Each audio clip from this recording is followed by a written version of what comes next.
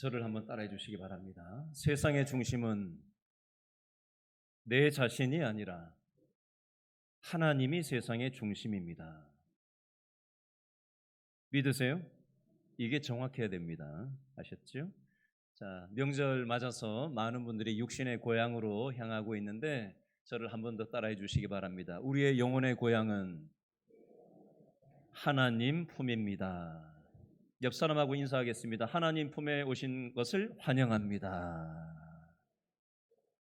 손을 이렇게 드시고 앞뒤 좌우에 돌아보시고 환영합니다. 반갑습니다. 참 잘 오셨습니다. 인사하겠습니다.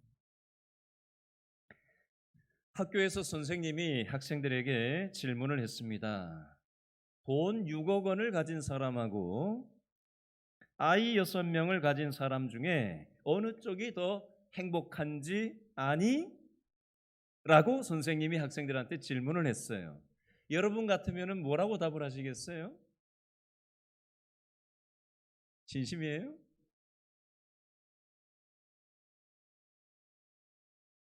이때 학생 하나가 손을 번쩍 들더니 이렇게 답을 했습니다. 아이 6명을 가진 사람입니다. 선생님이 이유가 뭐냐? 질문을 했더니 학생이 이렇게 답을 했다고 합니다. 돈 6억 원을 가진 사람은 더 많이 갖고 싶어 하겠지만 아이 6명을 가진 사람은 그만 가졌으면 할 테니까요. 이 말 무슨 뜻인지 이해하셨어요? 여러분, 돈 6억 원이 있으면은 사람이 만족이 될까요? 더 많이 가지고 싶어 하는 게 사람의 욕망이에요. 그러다 보니까 만족이 안 되니까 행복하지가 않는 거예요. 그런데 아이 6명을 가진 사람은 이미 많거든요. 그러니까 더 가지기를 욕망하지 않는 거예요. 그러니까 만족한다라는 참 현명하고 지혜로운 학생의 대답이었습니다. 우리 모두는 다 행복하게 살고 싶어 합니다. 그렇죠? 예수님 당시에 오늘 성경 본문이 기록되어져 있는 예수님 당시에 가난하고 병들고 이런저런 삶의 어려움이 있었던 사람들이 행복해지고 싶어서 예수님께 몰려왔습니다. 이 사람들을 향해서 행복을 원하는 사람들을 향해서 예수님께서 뭐라고 얘기를 하시는가? 오늘 마태복음 5장 8절을 다시 한번 읽어볼까요? 5장 8절 시작. 무엇이 어떤 자? 청결한 자는 뭐가 있다? 복이 있나니 그들이 하나님을 볼 것이요. 아멘. 다시 한번 읽습니다. 시작. 마음이 청결한 자는 복이 있나니 그들이 하나님을 볼 것임이요. 자, 여기에 복이 있다라는 말씀을 다른 말로 하면 행복하다라는 말로 바꿀 수도 있겠습니다.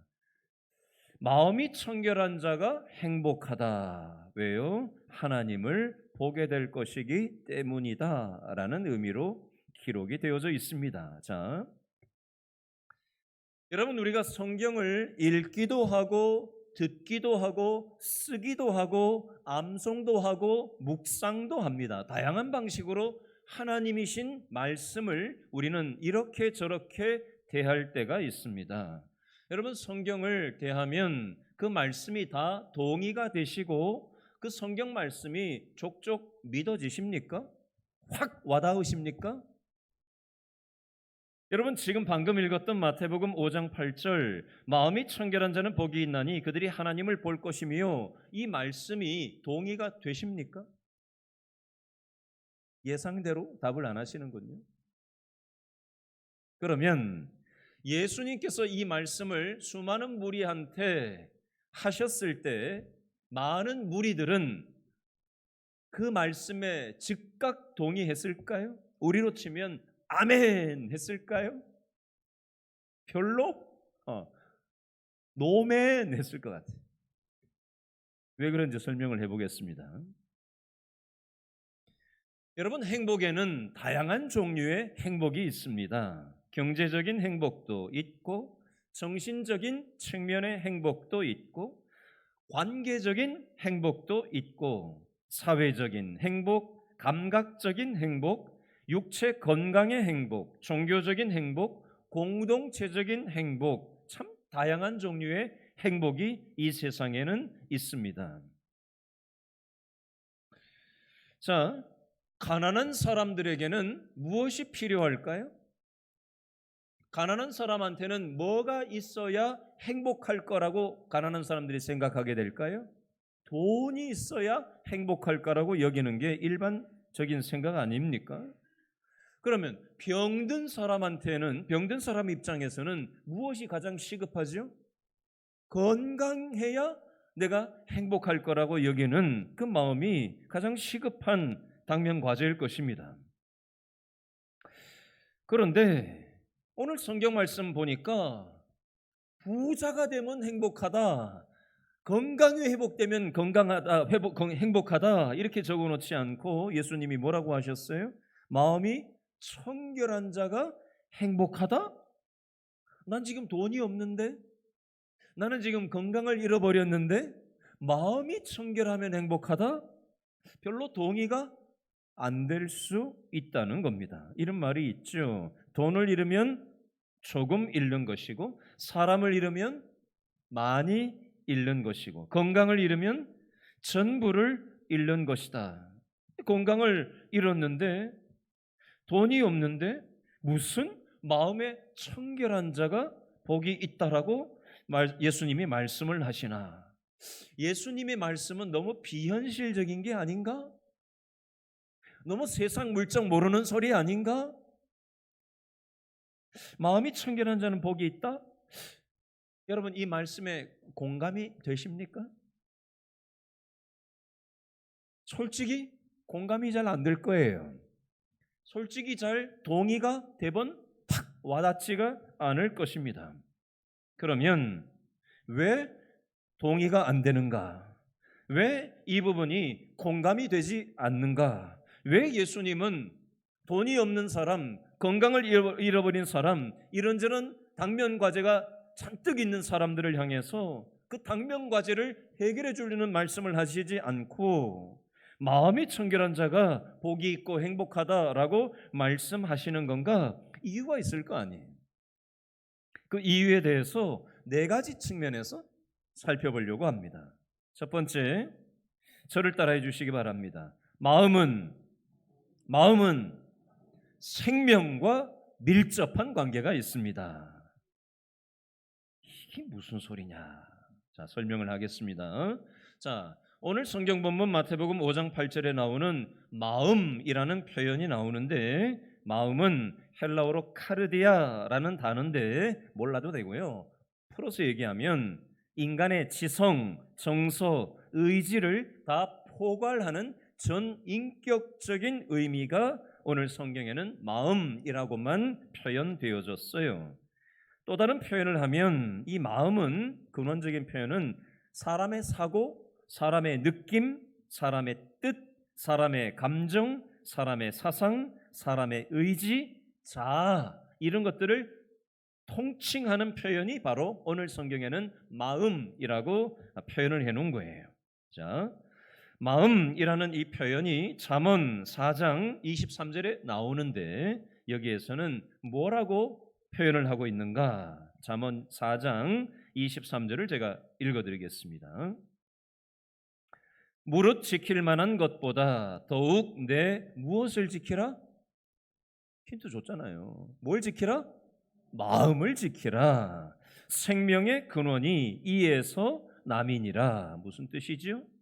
생명의 근원이 어디에서 난다고요? 사람 마음에서부터 난다라는 것입니다. 여러분, 사람이 마음을 어떻게 먹느냐에 따라 가지고 죽을 수도 있고 살 수도 있습니다. 마음 먹는 게 굉장히 중요합니다. 그렇지요? 그러므로 오늘 성경에서는 사람의 마음은, 생명의 근원이 사람의 마음에서부터 난다. 그러므로 마음을 청결하게 하는 것이 중요하다라고 말씀합니다. 자, 두 번째 측면입니다. 저를 따라 하시죠. 하나님의 관심은 마음에 있습니다. 여러분, 여러분 옆 사람 한번 쳐다보실래요? 마음이 들여다 보입니까? 보여요, 안 보여요? 뭘 입었나? 머리를 어떻게 만졌나? 그치요? 겉모습은 보이지만 사람의 마음은 잘 들여다 보이지 않아요. 사람 마음은 잘 알 수가 없습니다. 사무엘상 16장 7절에 보니까 사람은 뭘 보거니와 외모를 보거니와, 사람들은요 겉모습 외모를 봐요. 그런데 나 여호와는 뭘 본다? 중심을 보느니라. 하나님은, 사람들은 그 껍데기를 보지만 하나님은 우리의 중심을 보시는 분이라는 거예요.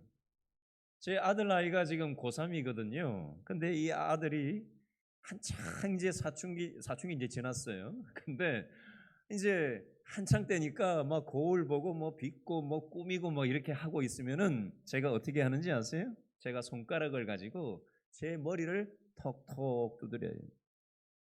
그리고 제 손가락을 가지고 제 마음을 향해서 톡톡 두드립니다. 왜 그렇게 하는지 아세요?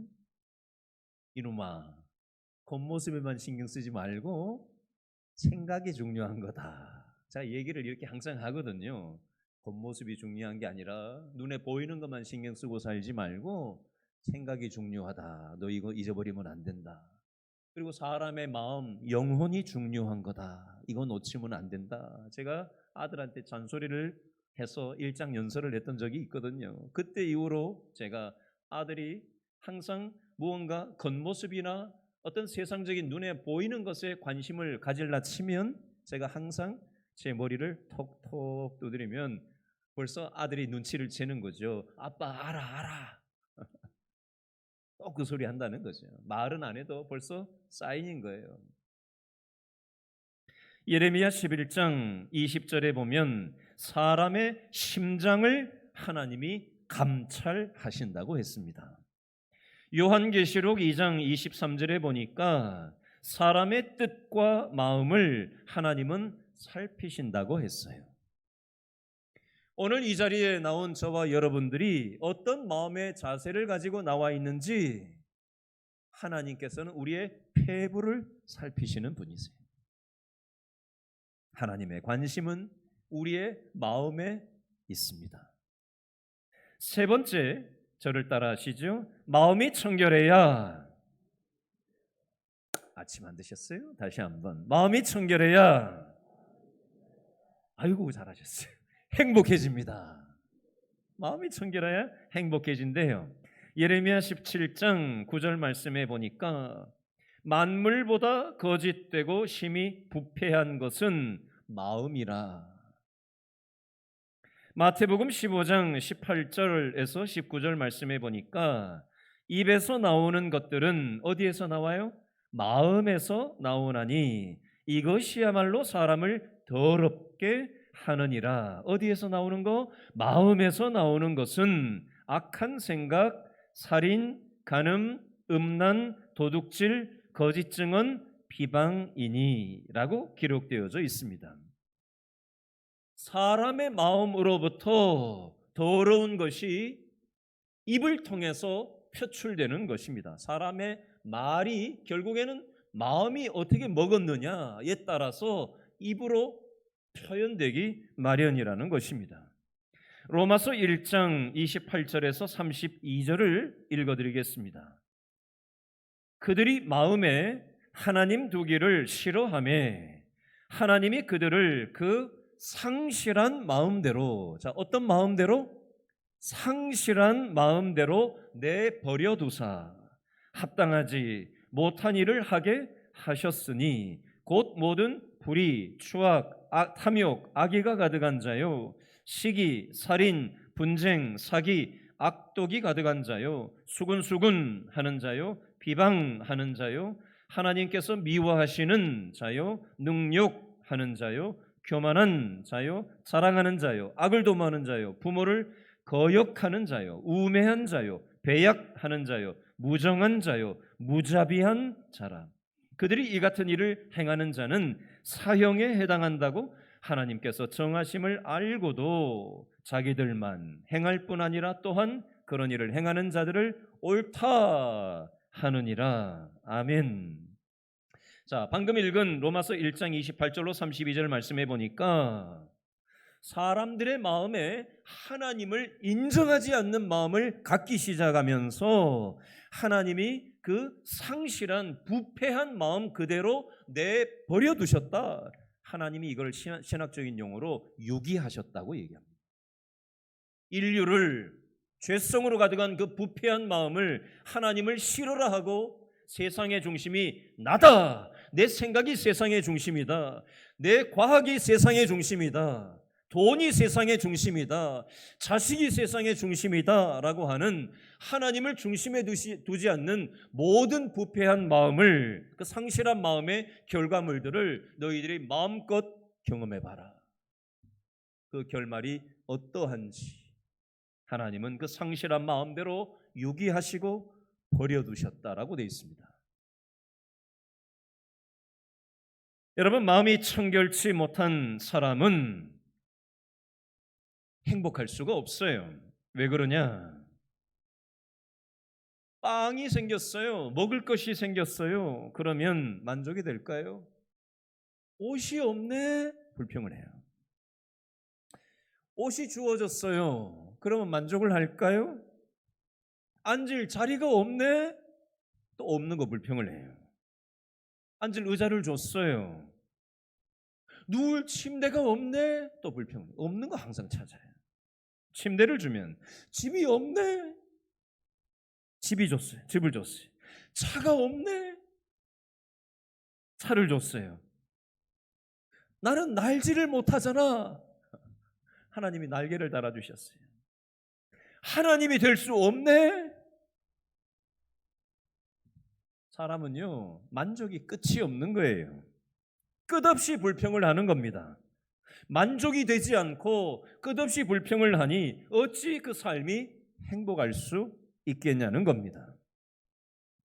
부패한 마음으로는 절대로 행복에 이를 수 없다라는 겁니다. 상실한 마음 그 상태로는 행복할래야 행복할 수가 없다라는 겁니다. 네 번째, 저를 따라 하시죠. 마음이 청결해야 하나님을 볼 수 있습니다.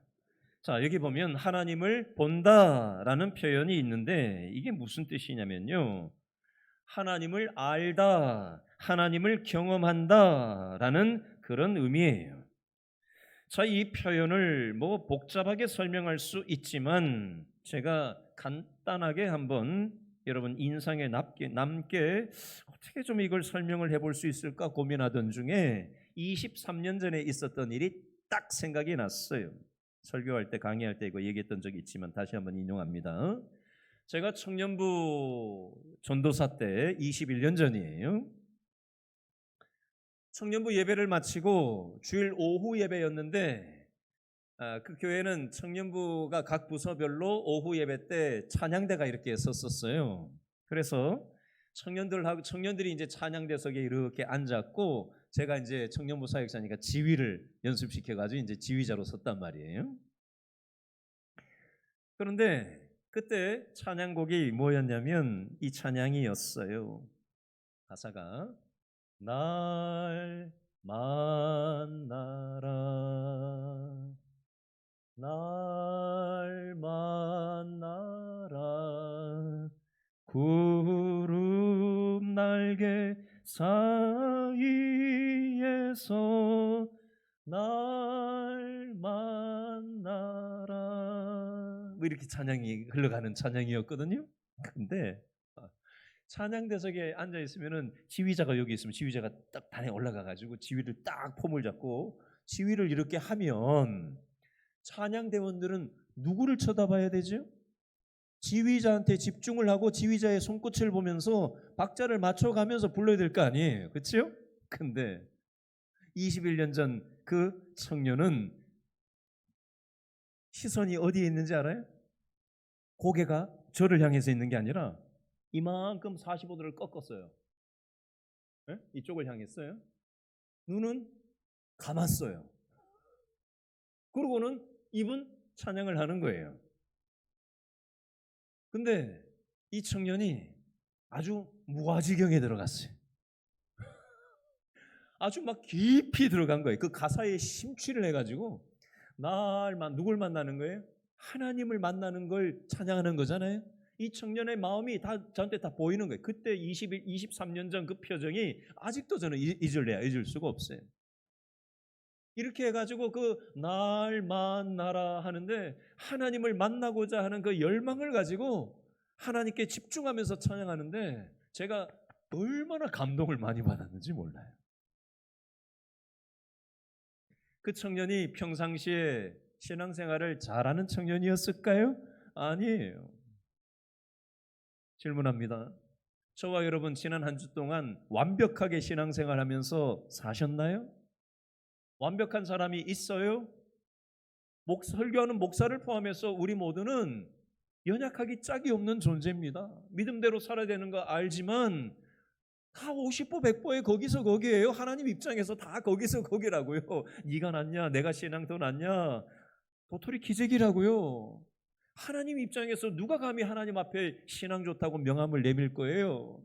그 청년이 연약한 믿음이지만 하나님의 은혜를 구하면서 하나님을 만나고자 하는 열망을 담아가지고 눈을 감고 하나님께 집중하는 그 몸짓을 제가 어떻게 잊을 수가 있겠어요? 여러분, 우리는 부족하고 마음이 부패하고 연약하고 구린내 나는 데가 많지만 우리가 하나님의 은혜를 구하고 하나님을 만나기를 사모할 때 하나님께서는 우리를 어여삐 보시고 불쌍히 여겨 주신다라는 것입니다. 하나님을 아는 만큼, 하나님을 만나는 만큼, 하나님을 경험하는 만큼 인생이 행복해질 수 있다라는 것입니다. 자, 크게 세 번째 측면을 좀 생각해 보겠습니다. 그러면 어떻게 해야 오늘 마태복음 5장 8절에 있는 것처럼 마음이 청결해진다는 건가? 샤워를 하면서 몸을 그냥 이태리 타올로 그냥 빡빡 문질러서 닦으면은 마음이 깨끗해질까요?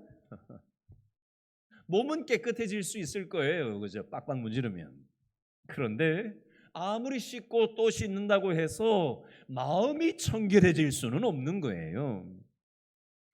유대인들은 율법을 철저하게 지키면 구약 제사를 철저하게 드리고 구약 율법의 모든 조문들을 철저하게 지키면 그것이 마음을 청결하게 한다라고 잘못 생각하고 잘못 접근을 하는 구약 제사 방식 그리고 또 자신들만의 신앙의 모습을 고수했었습니다. 그런다고 해서 사람의 의로운 행위가 종교 행위가 사람의 마음을 청결하게 할 수는 없는 겁니다. 예레미야서 17장 9절 말씀에 보니까 그 이전에 하나 놓친 게 있는데요. 창세기 3장 8절 말씀에 보니까 인류의 조상인 아담은 에덴 동산에서 하나님의 형상을 보았습니다. 그런데 죄 바이러스에 감염되고 하나님과 같이 되고자 하는 그 꼬드김에 넘어가서 선악과를 따먹음으로 인해서 에덴 동산에서 아담은 추방이 되고 맙니다. 이것을 이사야서 59장 2절에 보면 이렇게 표현하고 있어요. 오직 너희 죄악이 너희와 너희 하나님 사이를 갈라 놓았고 너희 죄가 그의 얼굴을 가리어서 너희에게서 듣지 않으시게 함이니라. 무슨 뜻이냐면요, 이 아담의 죄로 인해서 하나님과 사람과의 관계가 완전히 단절되었다는 겁니다. 에덴 동산에서 추방되고 말았어요. 죄로 인해서 하나님을 만날 수 없게 되어져 버린 겁니다. 이것을 예레미야 17장 9절에서는 이렇게 표현합니다. 만물보다 거짓되고 심히 부패한 것은 무엇이라? 마음이라. 사람의 마음이 만물보다 심히 부패해졌다는 겁니다. 뭐 때문에? 죄 바이러스에 감염되어서 그렇게 되었다는 겁니다. 그러므로 사람은 자기의 힘으로, 자기 의로, 종교 행위로 자기 스스로의 죄 문제를 해결할 길이 없다고 성경은 정확하게 말씀합니다. 그러면 이 죄 문제를 누가 어떤 방식으로 해결할 수 있냐? 마태복음 26장 28절에 보니까 이것은 죄사함을 얻게 하려고 많은 사람을 위하여 흘리는 바 나의 피 곧 언약의 피니라. 예수님의 십자가 보혈의 피만이 우리 인간들의 죄를 해결할 수 있는 유일한 방식임을 영어로는 the way라고 표현을 하고 있어요. 유일한 정관사 더 유일한 방식, way는 방식, 길이라는 표현인데요. 십자가의 방식을 the way로 영어식으로는 표현하고 있어요. 사람의 그 어떤 수단도 방법도 종교적인 선행도 우리 인생을 구원할 방법이 없다라고 성경은 정확하게 명시하고 있습니다. 그러면 우리가 어떻게 해야 마음이 청결해질 수 있나? 저를 한번 따라해 주시기 바랍니다. 믿음으로 깨끗해질 수 있습니다.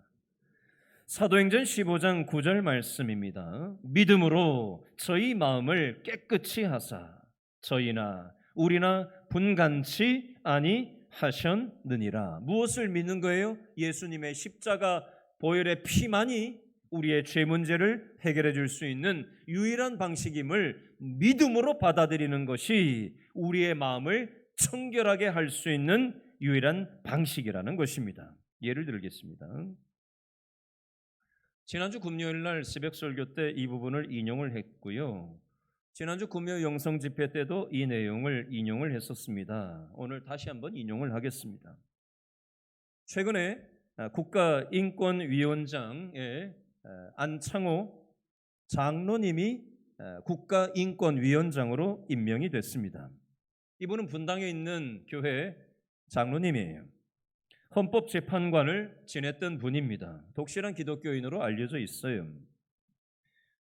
사람을 세우는 데 있어서 청문회 같이 이렇게 불러다가 뒷조사도 하고 공격도 하고 자신의 정치적인 입장에 따라서 공격을 많이 하죠. 이번에 김성욱 의원이라는 사람이 이 안창호 국가인권위원장 후보 결정되기 막전에 청문회 그 시간에 이렇게 얘기하는 걸 지켜봤습니다. 김성욱 의원은 고려대학교 지질학과를 나온 사람이에요. 그리고는 유학을 갔는데 이게 뭐가 뜻대로 되지 않았는지 신학대학원을 거기에서 졸업을 한 사람입니다. 그리고 기독교 계통 언론사에서 일을 한 흔적이 있는 걸 제가 확인을 했어요. 그리고는 정치권으로 흘러들어와서 지금 국회의원을 하고 있는 사람입니다. 그런데 이 사람이 이 안창호 국가인권위원장 후보 되는 안창호 장로님을 향해서 창조를 믿냐고 묻더라고요. 그랬더니 이 안창호 국가인권위원장 후보가 나는 하나님께서 이 세상을 창조하신 창조론을 믿습니다 라고 정확하게 수많은 언론과 수많은 사람들 앞에서 정확한 신앙 고백을 했습니다. 이때부터 공격이 시작됐어요. 여러 가지 얘기를 했는데 이런 얘기를 하더군요. 김성욱 의원도 나도 기독교인인데 하면서 이렇게 얘기했어요. 나는 교과서를 믿는다. 여러분, 교과서가 절대 진리입니까? 그거 틀린 것도 많거든요.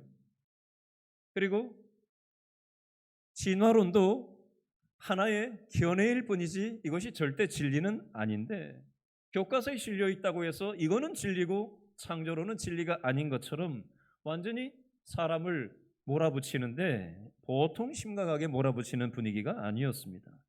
또 다른 의원이 나와서 계속해서 비아냥거리고 무시하고 그런 모습을 지켜보면서 참 마음이 안타까웠어요. 최근에 미국에서 교회 목사님이 오늘처럼 주일날 설교를 하고 있는데 어떻게 설교를 했냐면 동성애는 성경에서 말하는 것과 일치하지 않습니다 라고 얘기를 했다는 이유 때문에 교단에서 이 목사님을 제명을 시켰어요. 교회 목사님이 동성애에 대한 성경의 정신을 그대로 설교했다는 그 이유 하나 때문에 정부가 아니라 교회 교단 안에서 그 목사님을 제명 조치를 했단 말이에요. 쫓아냈단 말이에요. 여러분, 동성애를 지금 법제화하는 흐름들이 전 세계 38개국이 동성애를 법제화를 시켰고, 물론 아직까지 법제화되지 않은 나라가 더 많죠, 훨씬. 근데 우리나라는 아직 법제화는 되지 않았지만 최근에 의료보험 문제에 대해서 동성 커플에 대해서 인정하는 이 부분이 법적으로 통과가 됐습니다, 최근에. 그리고 이 부분이 야금야금 이것이 법적으로 들어오게 될 것입니다. 지난주에 부산 부산에서 해운대에서 한 10만 명의 기독교인들이 모여서 나라와 민족을 위해서 기도하는 모임이 있었습니다. 그리고 10월 마지막 주일날 2시에서 5시까지 우리나라 개신교의 모든 교단 대표자들이 지금 모여서 시국 성명을 내고 우리나라가 이대로 가면 안 된다라고 하면서 지금 10월 마지막 주일날 2시에서 5시까지 광화문에 모여서 나라와 민족을 위해서 함께 기도하자고 지금 준비를 하고 있는 중에 있습니다. 여러분, 세상은 내 자신이 중심이라고 하고 내가 믿는 바가 중심이라고 여기고 나하고 다른 것을 밀쳐내는 세상에서 우리는 살아가고 있습니다. 자신도 기독교인이라고 얘기하면서 교과서를 믿는다고 하며 창조론을 주장하는 이 안창호 후보에 대해서 멸시하고 조롱하는 모습을 보면서 참 마음이 씁쓸하고 아팠습니다. 여러분, 우리는 무엇을 믿느냐? 예수님의 피 묻은 십자가를 우리는 믿음으로 받아들일 때 우리 기독교 신앙은 시작될 수가 있는 것입니다. 저는 우리 모든 예배 드리는 우리 길신교회 성도들이 내가 내 인생의 중심이 아니라 세상의 흐름이 중심이 아니라 돈이 되느냐 돈이 되지 않느냐, 이렇게 하면 성공하느냐 안 되느냐, 이렇게 해야지 나한테 이해관계가 좋으냐 안 되느냐에 따라서 의사결정을 하는 것이 아니라 때로는 나한테 손해가 되고 자존심이 상하고 어려움이 올지라도 그것이 하나님의 바른 진리라면 타협하지 않을 수 있어야 할 것입니다. 그러나 우리가 교회 주일 성수를 해야 된다라는 것만 주장을 직장에서 할 뿐, 직장에서 덕스러운 모습을 보이지 않는다면 그것 또한 하나님이 기뻐하시는 일이 아니에요.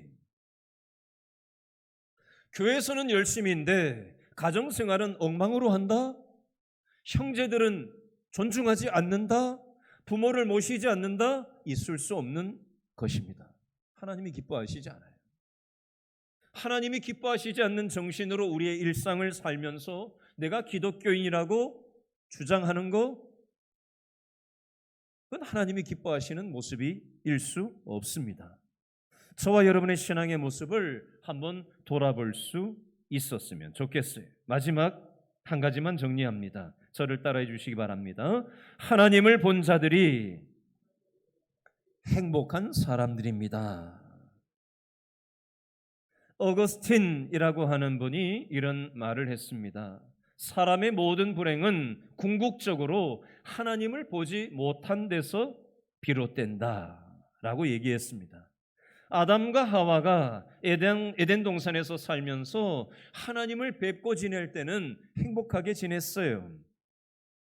그런데 에덴 동산에서 쫓겨나서 하나님을 뵐 수 없게 되고부터 행복이 싹 달아났습니다.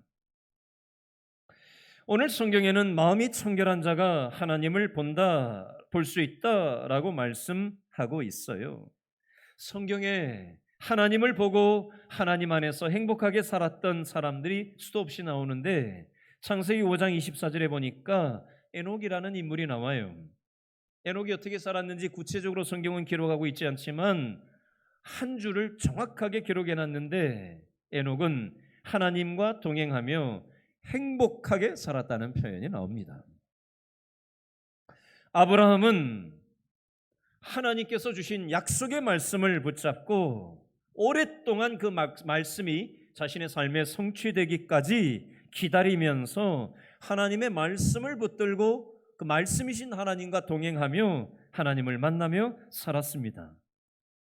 다윗은 사울 왕이 다윗을 잡아 죽이려고 눈만 뜨면 군사들을 몰아가지고 다윗을 쫓아다녔기 때문에 다윗은 눈 뜨면은 오늘은 또 어디 가서 도망 다녀야 되나, 내일은 어디로 도망해야 되나라고 하면서 도망자로 수도 없는 세월을 살았습니다. 그러다 보니 먹을 것도 없었겠죠. 자기 수하에 수백 명이 식솔들까지 수천 명이 함께 동행했는데 얼마나 경제적으로 어렵고 힘들었겠어요, 지도자로서. 그럼에도 불구하고 다윗은 뭐라고 고백을 하느냐? 여호와는 나의 목자시니 내게 부족함이 없으리로다. 도망자로 사는데 부족함이 없대요. 먹을 것이 없는데 부족함이 없대요. 왜요? 다윗은 하나님을 만나고 하나님을 경험하면서 살았기 때문이었습니다. 여러분, 성경에 수많은 믿음의 사람들이 나오지만 하나님을 보고 하나님을 만나는 방식은 사람마다 다 달라요. 똑같이 교회를 나와도 하나님을 만나는 방법이 사람마다 다 다르다고요. 제가 예를 한번 들어보겠습니다. 어제 토요일 날 차를 몰고 제가 이 길동을 이렇게 지나가는데 우리 교회 성도님 한 분을 딱 지나가면서 마주쳤어요. 그래서 차를 몰고 가다가 잠깐 섰으니까 긴 대화는 못하고 인사만 하고 딱 헤어지고 나서 제가 전화를 바로 걸었어요.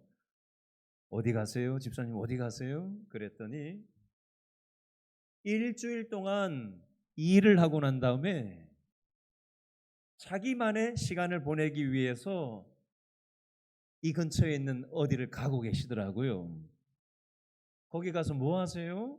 그랬더니 이분이 뭐라 그러는지 아세요? 그 사람들 많은 데서 성경책을 펴놓고 성경을 본다는 거예요. 근데 이 무더위에 앉아서 보면은 여름 내도록 그렇게 했다는 거예요. 매 토요일만 되면. 근데 그 시간이 너무 행복하다는 거예요. 제가 그분의 말을 가만히 듣고는 야, 이분이 진짜 행복한 삶이 무언가를 아는 사람이구나. 하나님 말씀이신 하나님과 말씀을 통해서 하나님과 만나면서 하나님을 보면서 하나님과 동행하면서 살아가는 삶이 자신의 삶에 얼마나 에너지원이 된다라는 것을 이분이 아는 분이구나. 저는 이분의 이 얘기를 여러분에게 소개하면서 우리 자신은 어떠한가 한번 생각해 봤으면 좋겠어요. 혹시 우리 살면서 비참하다, 나는 내 인생이 왜 이렇게 비참한가, 이런 느낌으로 사는 분 계십니까? 나는 무언가를 포기하고 싶은 마음이 들지는 않습니까? 요즘 사는 게 무기력한 분 계시진 않습니까? 왜 뭐 이렇게 사는 게 기쁜 게 하나도 없나, 이런 마음이진 않습니까? 나는 왜 행복하지 않는가? 나는 왜 이렇게 내 삶이 만족스럽지가 않는가? 나는 왜 이렇게 불평불만으로 내 삶이 가득 차 있는가? 나는 왜 뭐 이렇게 두려운 게 많나? 나는 왜 걱정 근심의 노예로 살아가는가? 여러분, 원인이 어디 있을까요? 저를 따라해 보시기 바랍니다. 하나님을 만나지 못하기 때문이다.